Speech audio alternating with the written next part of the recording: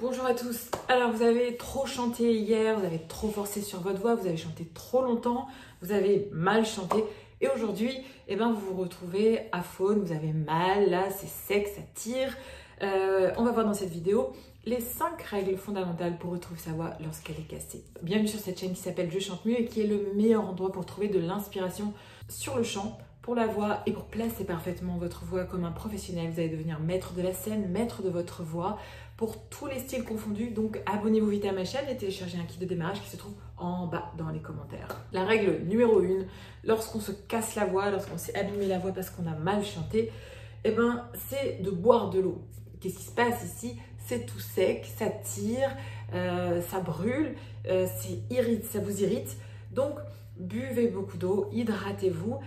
Évitez les endroits secs, c'est-à-dire les endroits où il y a de l'air conditionné, où il y a trop de chauffage. Cherchez un endroit plutôt sain au niveau de la qualité de l'air et buvez de l'eau.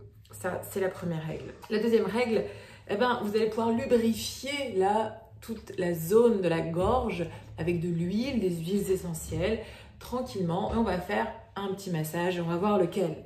Vous allez mettre vos doigts ici et avec de l'huile, cherchez à descendre tout doucement en bas, comme ça, tout le long.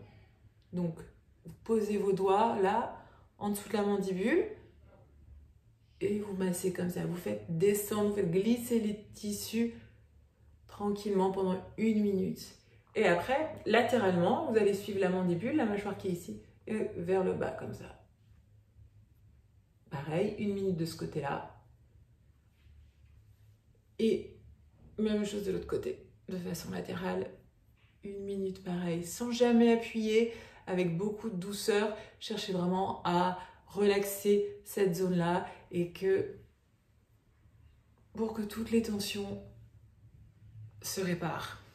Troisième règle fondamentale et qui est, à mon sens, la plus importante, c'est de se taire.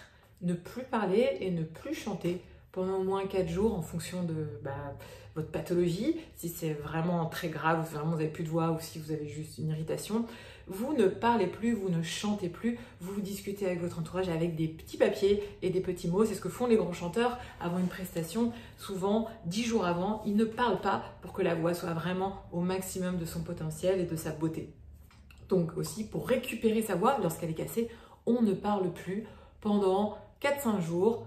Voilà, ça va lui faire beaucoup de bien et vous buvez beaucoup d'eau. Attention, j'ai oublié de préciser que vous devez éviter les boissons très chaudes et tout ce qui est très froid également. Quatrième règle fondamentale, c'est d'être à l'écoute de son corps. Si vous ne l'êtes pas, si vous faites les choses un peu de façon brusque, apprenez à écouter les signaux que votre corps vous envoie, car il vous envoie plein de signaux. Avant l'état dans lequel vous vous trouvez aujourd'hui, il s'est passé plein de petits signaux au début, Au début, ça a commencé un peu à vous tirer, vous avez dû sentir, mais vous n'y avez pas fait attention. La prochaine fois, dès que vous sentez des petites irritations qui commencent à arriver, ou vous sentez que vous tirez ici, vous allez vous calmer déjà, arrêter de crier, arrêter de forcer et respecter ces signaux-là. Une fois que vous respectez ces signaux-là, c'est de la prévention, du coup, on va éviter une extinction de voix ou le fait d'être aphone le lendemain. C'est de la prévention. Donc, respectez ces signaux, apprenez à écouter les signaux de votre corps. Votre corps, il vous donne plein de signaux constamment. Apprenez à les identifier et après, allez voir un phoniatre, allez voir un professionnel de la voix, quelqu'un qui est habitué, qui est préparé à ces problèmes-là et qui vont, en fonction de votre cas, bien sûr, vous diriger et vous guider et vous soigner.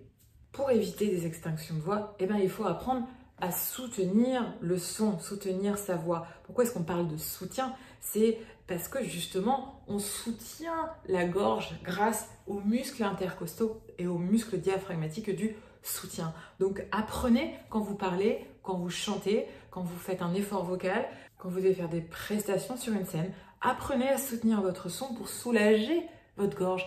Et comme ça, vous serez bien sûr en parfaite santé le lendemain. Donc vous voyez, ces 5 règles essentielles pour avoir une relation saine avec votre voix, pour que vous puissiez chanter, parler, faire ce que vous avez à faire avec votre voix sans être aphone et en la respectant pour qu'elle puisse vous durer le plus longtemps possible et surtout pour qu'elle puisse être très belle au moment présent. Je vous invite à suivre tout ça. Si vous avez des questions, n'hésitez pas à me les écrire dans les commentaires. N'hésitez pas à liker cette vidéo si elle vous a plu. Et je vous donne rendez-vous dans mes formations pour avoir mes exercices spéciaux de respiration et de soutien. Vous trouverez tout en bas. À bientôt, ciao.